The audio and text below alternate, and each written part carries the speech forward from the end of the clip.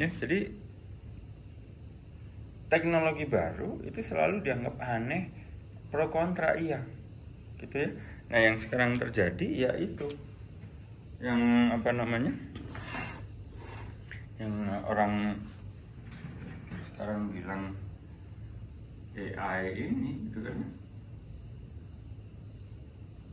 Padahal kalau ada orang dulu misalnya kenal Grammarly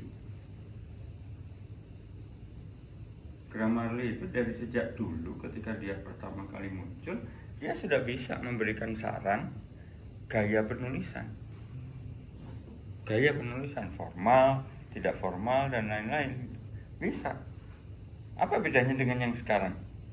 Sama. Anda punya ide 3 poin, kemudian Anda mencoba membuat satu paragraf.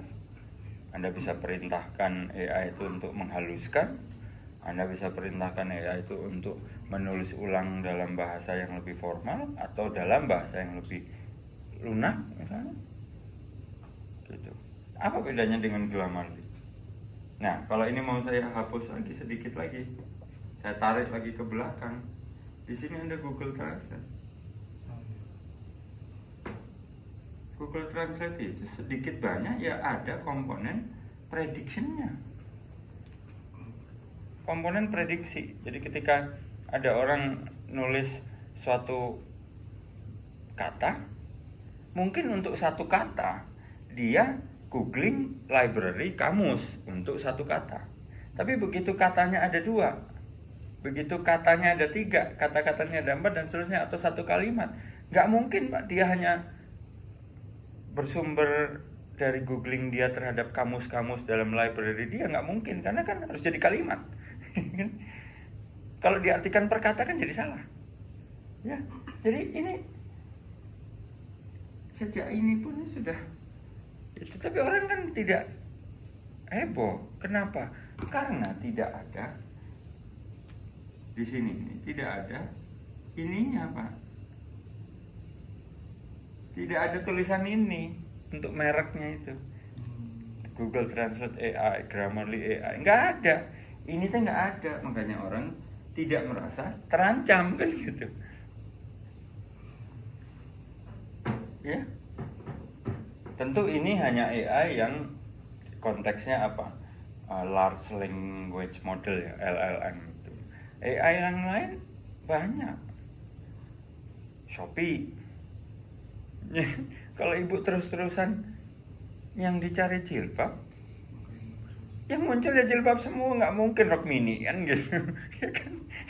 Anda juga, kalau Anda sehari-hari yang dicari itu ondel-ondel sepeda, ya nggak mungkin apa misalnya ban mobil, nggak mungkin keluar. Ya, jadi itu. Kemudian sejak dulu juga ketika Google Maps muncul sama, ya, tentu dengan berbagai tingkat kompleksitas. Ya, jadi ini, jadi artinya apa? Kalau misalnya ini tidak dilarang,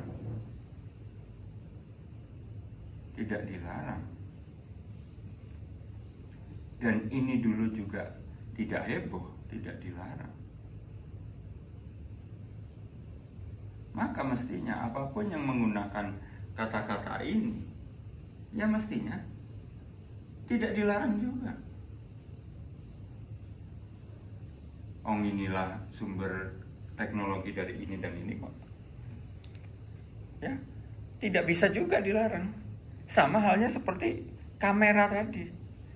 Ketika orang yang namanya melukis itu bayarannya tinggi, terus digantikan dengan tiba-tiba ada kamera, siapa yang nggak terancam? Mungkin hebohnya, demonya beda gitu. Nah sekarang pertanyaannya adalah